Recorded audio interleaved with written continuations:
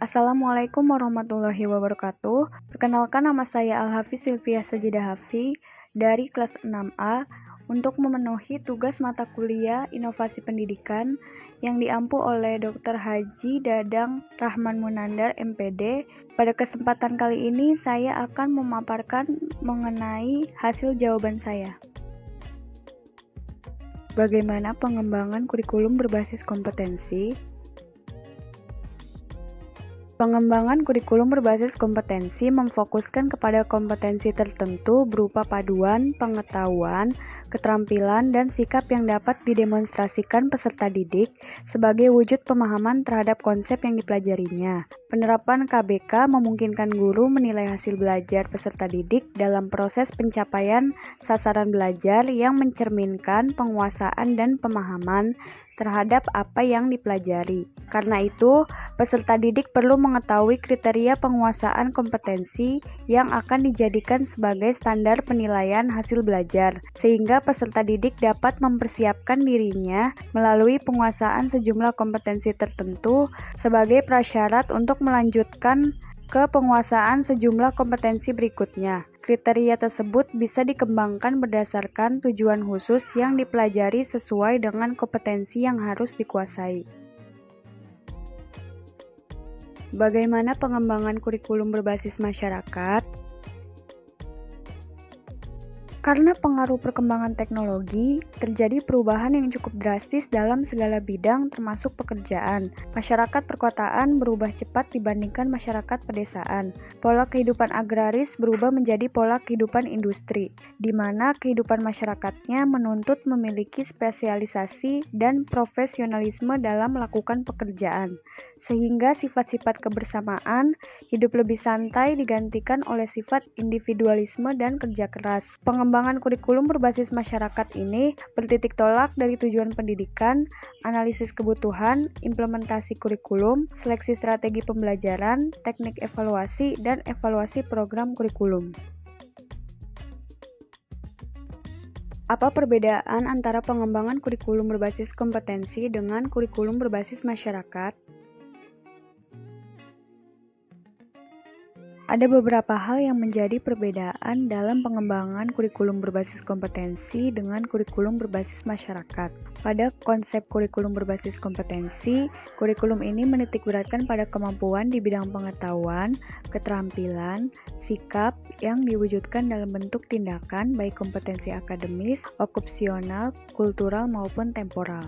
Karakteristik dari KBK berorientasi pada ketercapaian kompetensi, keberagaman hasil belajar, multistrategi termasuk pendekatan atau metode dengan menekankan penilaian pada proses dan hasil. Pengembangan KBK dilandasi filosofis keimanan dan ketakwaan yang kuat, disertai landasan secara psikologis yang handal dan proses secara teknologis yang unggul. Hal ini dalam KBK, pengembangannya dapat dilakukan dengan perencanaan, implementasi pembelajaran, dan evaluasi yang dilakukan guru secara terprogram.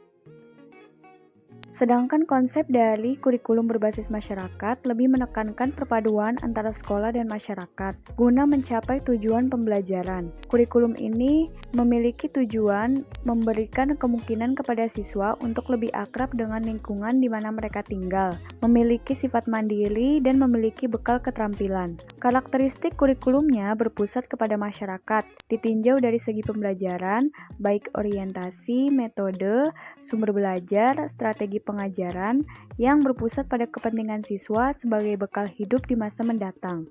Karakteristik lain dari materi pembelajarannya sesuai dengan tuntutan kewilayahan, maka kurikulum ini disebut juga kurikulum berbasis kewilayahan. Kegiatan guru hanyalah sebagai fasilitator belajar, dan siswa lebih berperan aktif dan kreatif untuk dapat memecahkan permasalahan. Pengembangan kurikulum ini bertitik tolak dari tujuan pendidikan, analisis kebutuhan, implementasi kurikulum, seleksi strategi pembelajaran, teknik evaluasi, dan evaluasi program kurikulum. Bagaimana hubungan pendidikan matematika dengan inovasi kurikulum berbasis kompetensi dan inovasi kurikulum berbasis masyarakat? Pendidikan matematika berbasis kompetensi menekankan pada kemampuan yang seyogianya dimiliki oleh lulusan, sehingga kurikulum dikembangkan berdasarkan penjabaran dari standar kompetensi menjadi kemampuan dasar.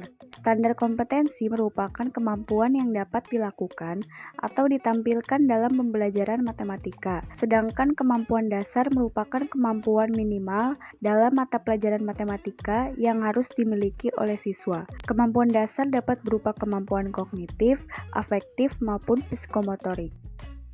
Pendidikan matematika berbasis masyarakat menekankan perpaduan antara sekolah dan masyarakat guna mencapai tujuan pengajaran.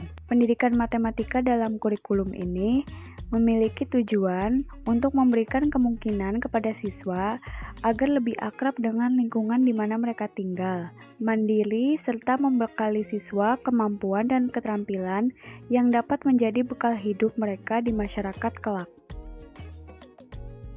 Bagaimana aplikasi inovasi kurikulum berbasis kompetensi dan inovasi kurikulum berbasis masyarakat dalam pendidikan matematika?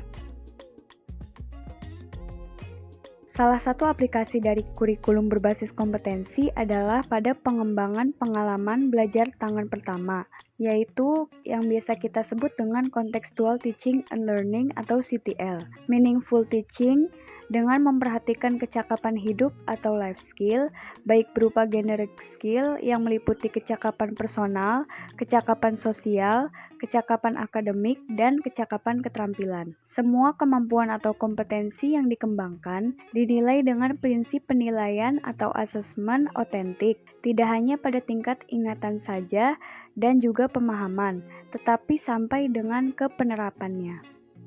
Selanjutnya, salah satu bentuk aplikasi dari kurikulum berbasis masyarakat adalah penggunaan teori pendidikan matematika realistik atau yang biasa kita sebut dengan Realistic Mathematics Education atau RMI.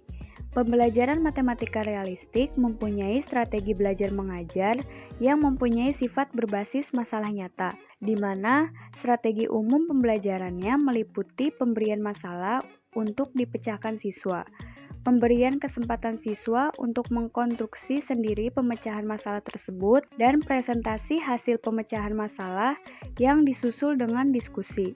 Pengajaran ini pada gilirannya akan mengembangkan berbagai pengalaman dan pengetahuan yang praktis dan terpakai. Sekian yang dapat saya sampaikan. Terima kasih. Wassalamualaikum warahmatullahi wabarakatuh.